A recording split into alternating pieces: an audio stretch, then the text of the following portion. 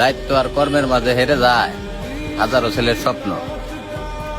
একটা কথা কি ভাই, সকালবেলা ঘুম থেকে উঠছেন, ওই মুহূর্তে ফ্যামিলি থেকে বাপ বা মা কেউ আইসা কি কইছে আপনি গো যে সারাদিন কি করলি, খালি ঘুমাস আর খাস, কোনো কাজ কাম করস না?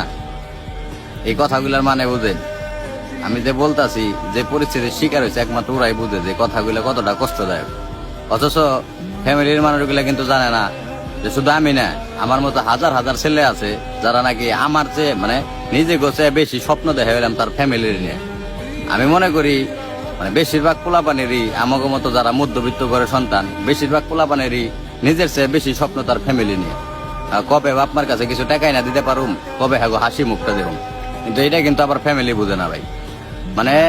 আমি মনে করি এরকম বহুত মানুষ আছে ভাই, এই প্রতিনিয়ত ভাই মনে করেন যে এই টর্চারের শিকার হইতেছে। আমাকে কিন্তু কোনো অপশন দেয় না, আমাকে কিন্তু বাইরে থেকে কিছু টাকা পয়সাও দেওয়া হয় না যে একটা কিছু করো বা একটা লাইন ধরাই দেয় না। তাকে একটা কথাই যে তোমরা কিছু কইরা নাও, এই যে কথাগুলা ভাই, এইগুলা মনে করেন যে যারা পরিস্থিতির শিকার হয়েছে একমাত্র ওরাই বুঝে।